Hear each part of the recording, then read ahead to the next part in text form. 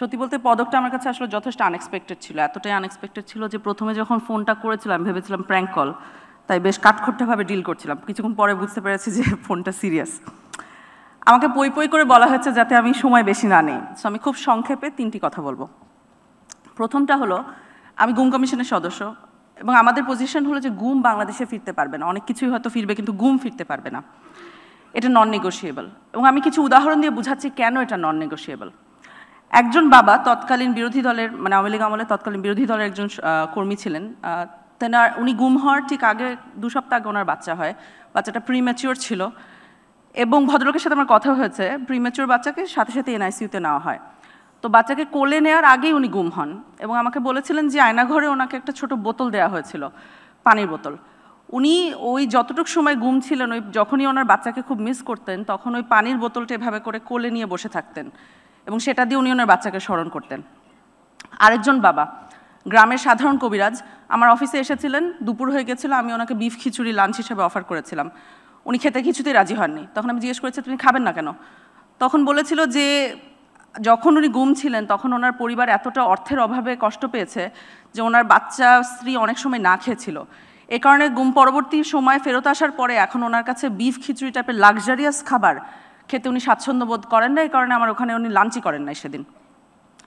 আরেকজন বাবা আমাকে বলেছিলেন যে উনি যখন বন্দী ছিলেন তখন এগেন পরিবার এতটা অর্থের অভাবে ছিল যে চিকিৎসার টাকা দিতে পারেনি বলে ওনার দুটো সন্তান মারা যায়। বাই দ্য টাইম উনি গুম থেকে বের হন ওনার এসেনশিয়ালি কোনো সন্তান আর ছিল না।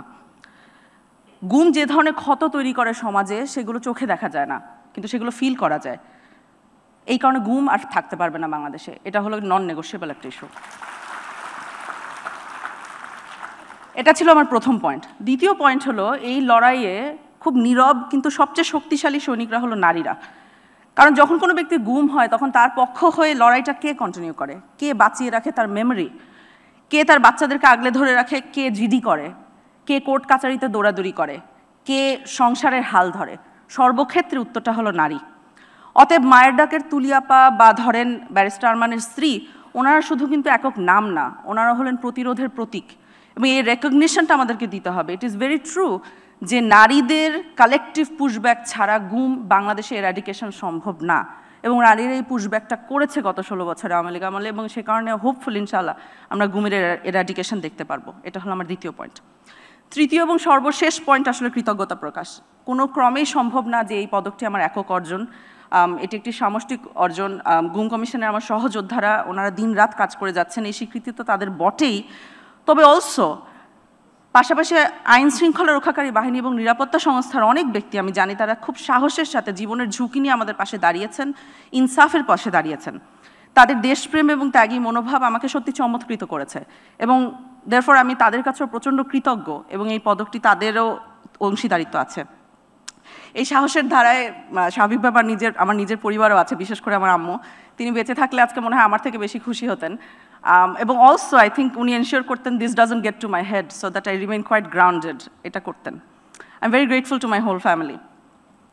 আমার কাছে সবসময় মনে হচ্ছে গুমের তদন্তের কাজটা আসলে আল্লাহর কাছ থেকে একটা আমানত, অর্থাৎ যদি এর ফলে ভবিষ্যতে কোনো বাবা পানির বোতল কোলে নিয়ে নিজের প্রিম্যাচিওর সন্তানের অভাবটা পূরণ করতে না হয়, দ্যাটস ইনাফ, তাহলে আমরা সাকসেসফুল।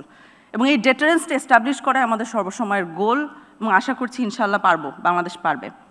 আমি জানি প্রধান উপদেষ্টা এখানে নাই এবং উনি প্রশংসা শুনতে পছন্দ করেন না, সো কিন্তু যেহেতু উনি নাই অনেক কিছু করা যায় এখন, তাই না? সো যা হোক, করবো না, আমি শুধু এতটুকুই বলি যেটা ওনাকে পরে নিজেও বলবো, সেটা হলো ওনার জন্য আমার অনেক দোয়া হয়, অনেক দোয়া হয়। ধন্যবাদ।